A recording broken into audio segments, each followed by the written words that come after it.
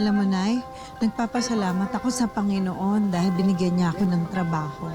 Pero nalulungkot ako kasi hindi ko na makukumpleto yung simbang gabi ngayong taon. Eh ano ba ang hiling mo, anak, kung sakaling mabuo mo ang simbang gabi? Magkaroon ka ng malakas na pangangatawan tsaka mahaba pang buhay. Alam mo, anak, dapat humiling ka ng para sa sarili mo. Hindi yung puro na lang ako yung inaalala mo. Tiyak ako alam ng Diyos ko ano man yung nilalaman ng puso mo. Eh pagbibigyan ka niya kahit na hindi mo mabuo ang simbang gabi.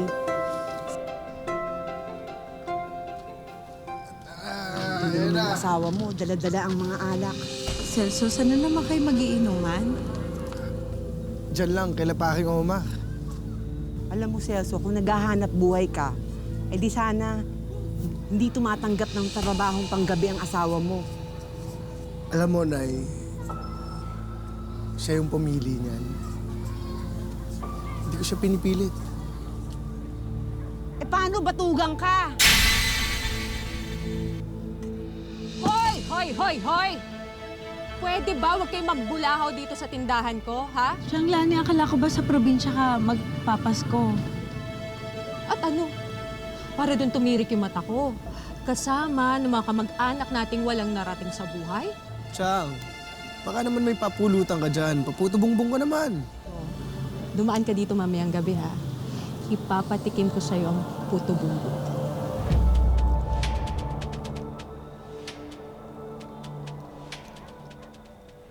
Alam mo, Celso, mabuti pa ikaw magsimba para mahugasan naman ang mga kasalanan mo. Alam mo kung totoong may himala, Gracia. Matagal mo na ako nabigyan ng anak. Tara na nga.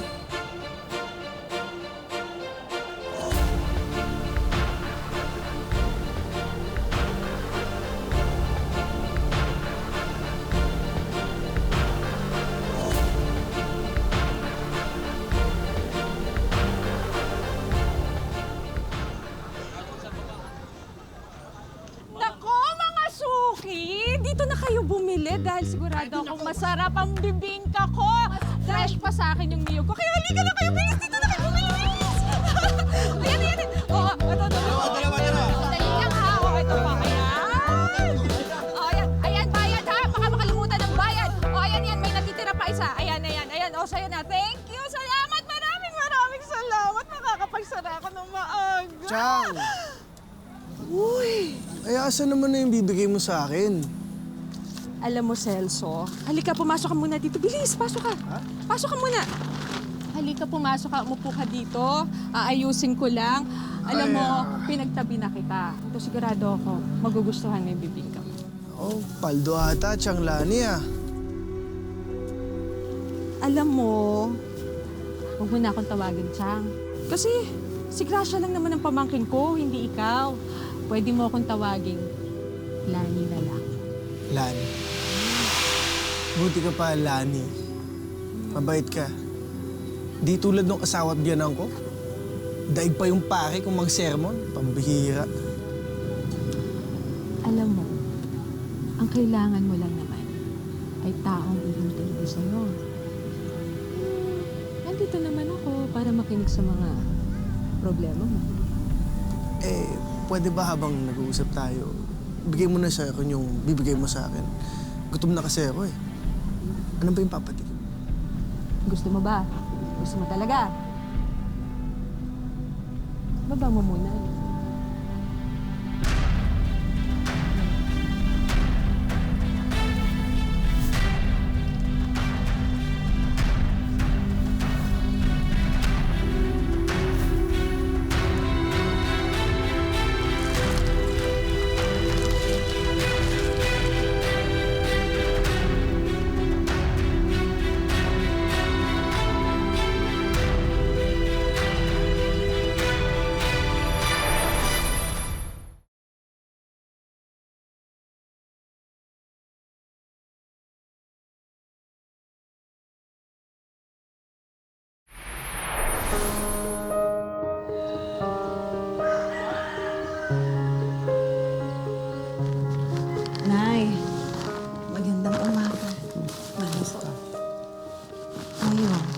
tinapay po na hindi nabenta galing sa store. Salamat. Pero pwede pa rin naman pong kainin. Pinabigay nung may-ari. Pang merienda natin. Salamat.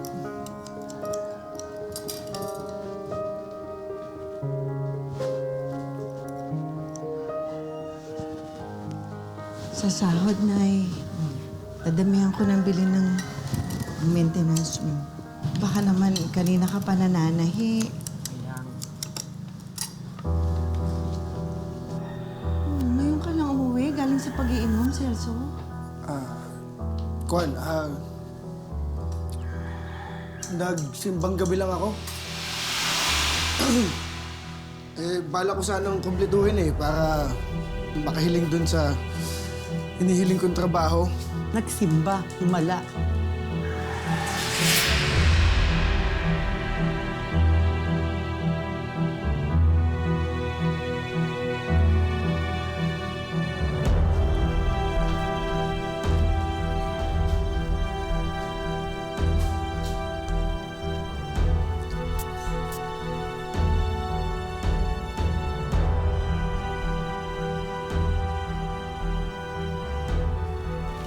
O, saan na naman ang punta mo, Celso?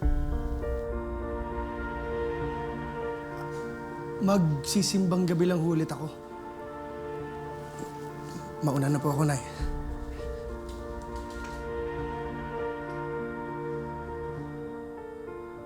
Sana naman hindi mo ginagamit at palusot ang pagsisimba.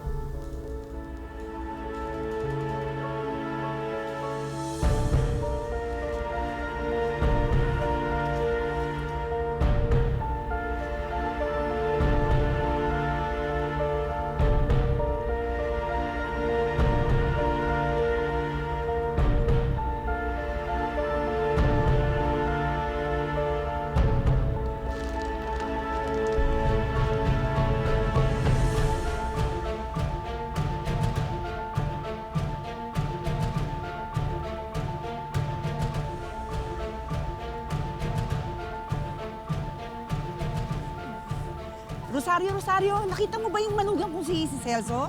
Ay, hindi ko po alam. Nakita mo bang pumasok doon sa loob ng kapilya? Hindi ko rin po napansin eh. Okay ka lang po, Ate Onyang? Medyo napagod lang ako sa paglalakad. Baka po kaya pa. Total, nandito na din ako. Magsisimba na rin ako. Sige, Ha? samahan ko kita. Maraming salamat ha, Rosario ha.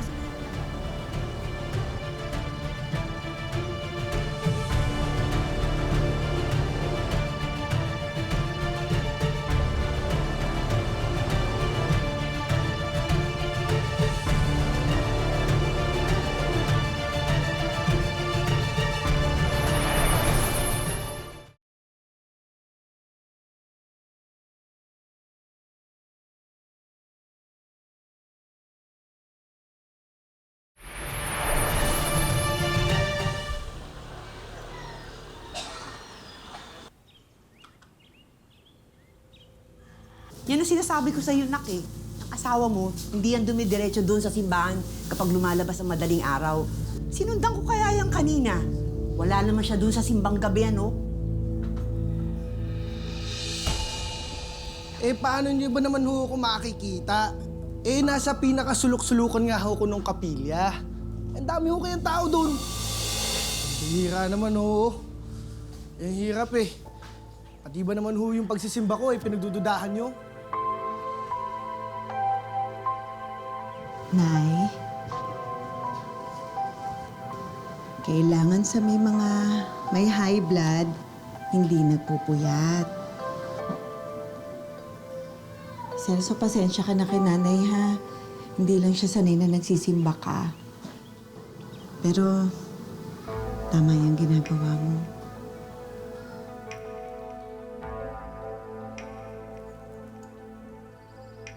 Pasensya ka na, nak ha. Pasensya na rin, ha, Celso. Pasensya na.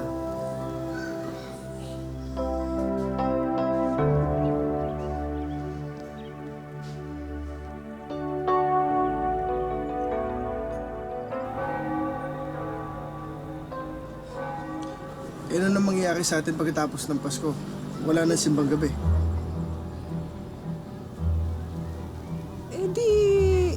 Tapos na tayo. Sinamantala lang naman natin yung siyam na madaling araw na magkita tayo, hindi ba? Teka, sandali. Ano ba balak mo, ha? Magsama tayo? Tapos ano? Ako ang bubuhay sa'yo? Alam mo, balikan mo na lang yung pamangkin ko. Tapos, maghanap ka ng trabaho, ha?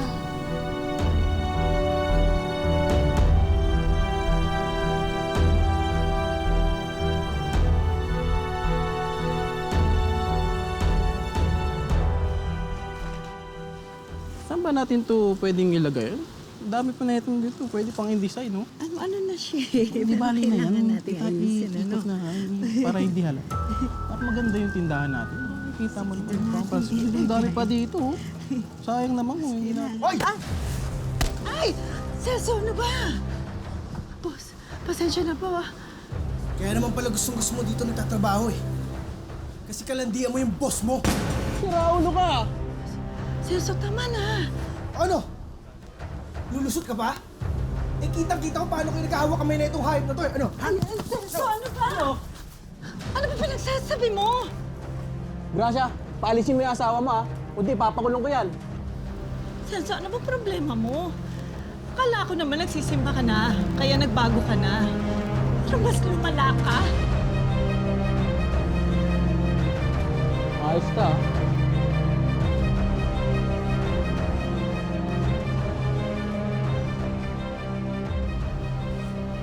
Sorry, boss. Pasensya na po. Pasensya na kayo.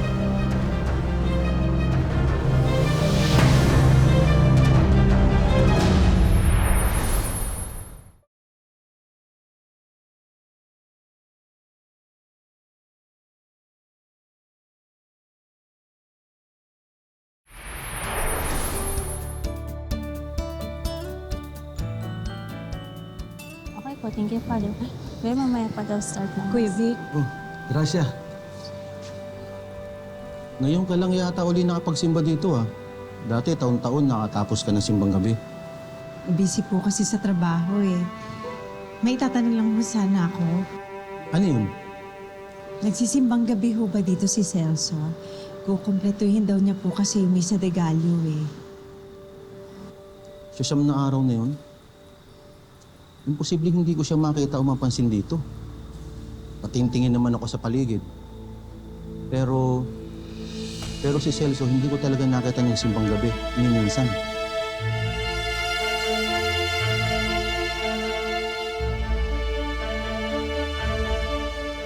Ay, katulungan natin, bilis. Walang simbang gabi na to. Kamilis!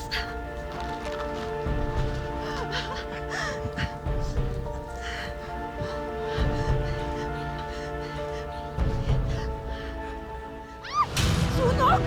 Sunog!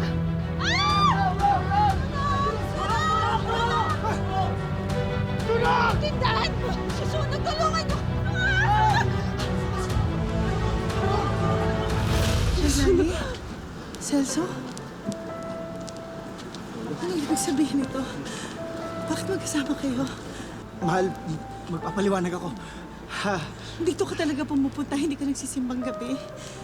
Hindi ka na nahiya, ginamit mo pa ang Diyos. Ikaw naman, Tiyang Lani. Ano pa kalaki yung galit mo sa amin ni Nanay? Para landiin mo yung asawa ko ng ganito. Asawa mo ang lumapit sa akin. Hindi mo kaya magpigil. Sana sinumbong mo sa akin. Kung kailan ka tumanda tsaka ka lumandi.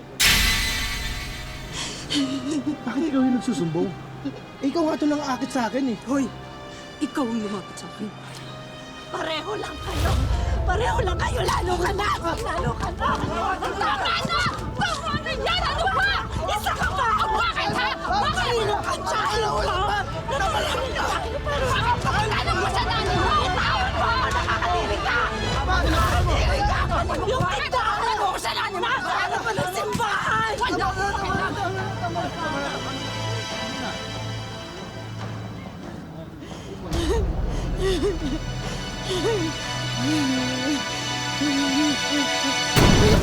Yung mga gamit ko! Teka lang, teka Teka lang! Mahal!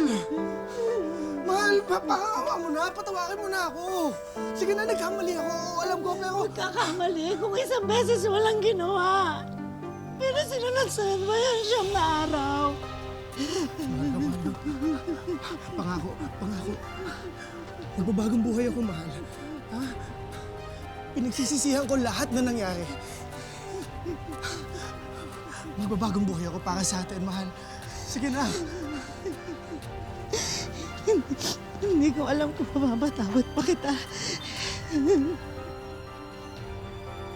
Celso, sana intindihin mo ang nararamdaman ni Gracia. Sana din respetuhin mo ang mga desisyon niya. Ikaw ang nagkamali eh.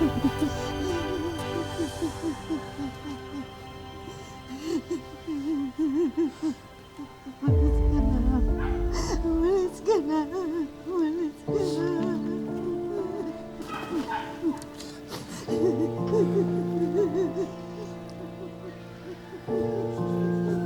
Naiintindihan ko. Uuwi na lang muna ako sa probinsya. Sana dumating yung araw na mapatawad mo ako, Gracia. Pasensya na ho ulit, Nay. Gracia.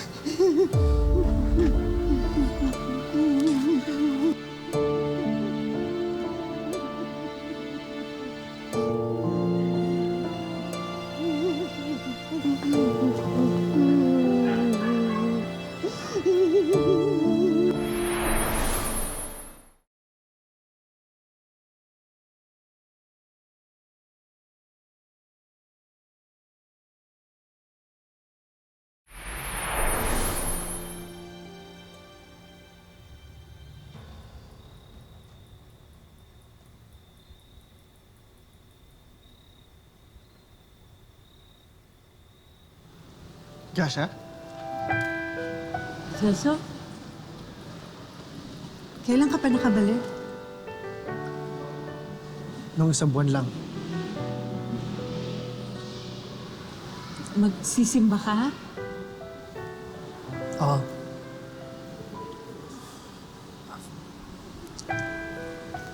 Kamusta ka?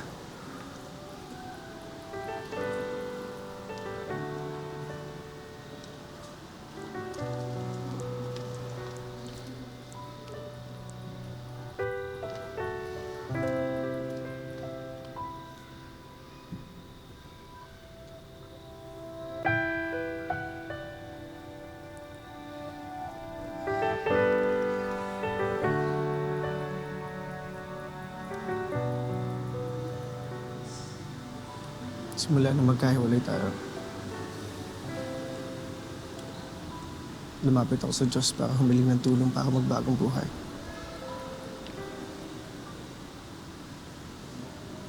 Nakita ko kung gaano kalaki yung kasalanan ko sa'yo at sa nanay mo.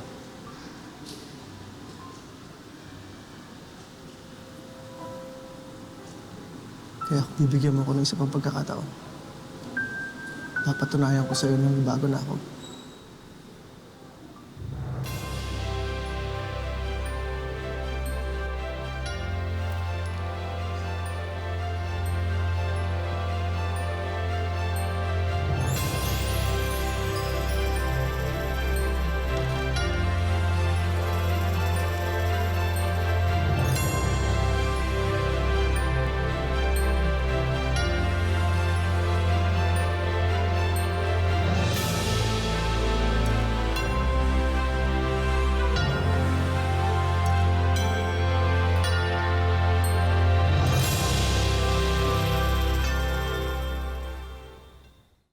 Ang ibang tao dumadalo sa simbang gabi para i-celebrate ang Pasko. Si Celso, pagtataksil pala ang inaasikaso. Alalahanin natin lagi ang ating asawa at mga anak. Dahil oras na si Mister o kahit pa si Mrs. ang magpadala sa tukso, hindi lang tiwala sa isa't isa ang masisira, kundi ang kanilang mismong buhay at pamilya. Ngayong Sabado, may espesyal na karakter kaming isinama sa ating tampok na kwento. Siya po ang ating mystery wisher. Ang kwento ng kanyang buhay ay may hawig o pagkakatulad sa ating tampok na kwento. Nahulaan niyo na ba kung sino ang ating mystery wisher? Mga kapuso, oras na para kilalanin natin siya. Napanood niyo na siya kanina. Sino kaya siya? Ang ating mystery wisher ay si Magdalena. Nakita natin sa kwento kung gaano niya kamahal ang hanap buhay na 2 dekada na niyang ginagawa. Ang pagtitinda niya raw ng bibingka at puto-bungbong ng araw ang bumuhay sa kanyang pamilya.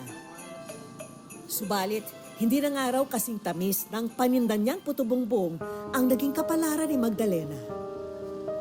Taong 1995, nagbakasakali siyang magtrabaho bilang isang domestic helper sa Middle East sa pag-asang mabigyan ng maginhawang buhay ang kanyang pamilya. Nag-abroad ako para sa mga anak ko, sa pamilya ko. Lalo siyempre sa mga anak ko. Mabigyan ko yung mga anak ko ng papag-aral ko sila.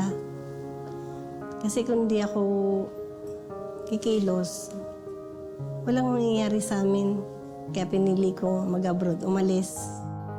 Hindi na rin maayos ang pagsasama nila ng kanyang asawa sa mga panahong ito. Kaya ipinagkatiwala na lamang ni Magdalena ang 3 niyang anak sa kanyang ina at mga kapatid. Matapos ang 3 taon na kontrata sa ibang bansa, ay umuwi na sa Pilipinas si Magdalena. Pagbalik ko doon, wala na ako nadatnan na mga naipon ko ba? Yung masakit lang din kasi doon yung nakita ko yung mga anak ko.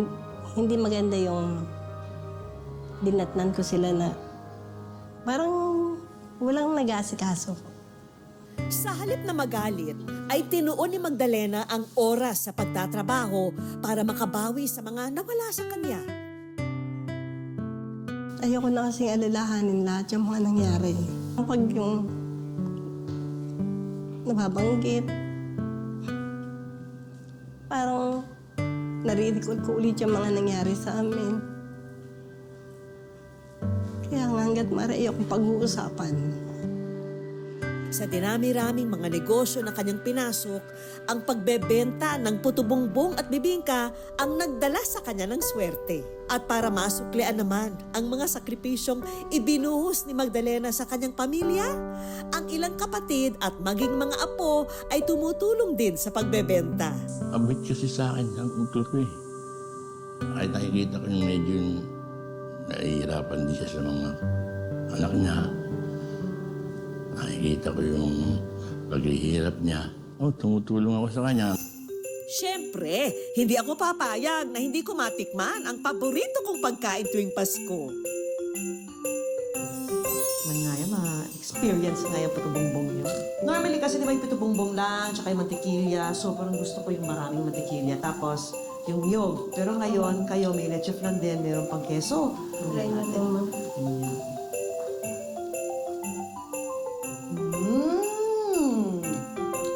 Blockbuster.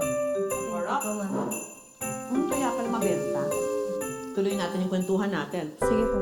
Sa lahat ng pinagdaanan nyo, ang dami niyong pinasukan. Opo. Ang daming trabaho niyong naranasan. Opo. Pero dito kayo pinaka-jumakpat. Pero Opo. ano yung natutunan niyo dito sa iba't ibang pinasukan niyo po? Huwag pong susuko, Ma'am Vicky. Laban lang po. Huwag kang hihinto. Kasi pag nagano ka, pag nadapa ka, kailangan bumangon ka. Ganun lang po yung gagawin natin lagi. Huwag tayo mawawala ng pag-asa, lalo na nandiyan si Lord. Kayo, kuya. O ba? Nangyari sa kanya. Kaya, ito pa, ginagawa ko rin yung hindi nagawa sa'yo ng magulang mo. Ako na umahan sa'yo. Maraming salamat. Oh, sige na ka. Ay, ako. Talagang merry ang Christmas ni Magdalena dahil sa mga inihanda naming regalo para sa kanya. Yung mga surprise ng wish ko lang para po sa inyo. Handog namin sa kanya ay mga bagong gamit sa paggawa ng puto-bungbong at bibingka. Kompleto po yan sa mga gamit para ma-upgrade niyo po yung mga gamit niyo ngayon sa Thank you po. negosyo. May kasama pang ibang appliances.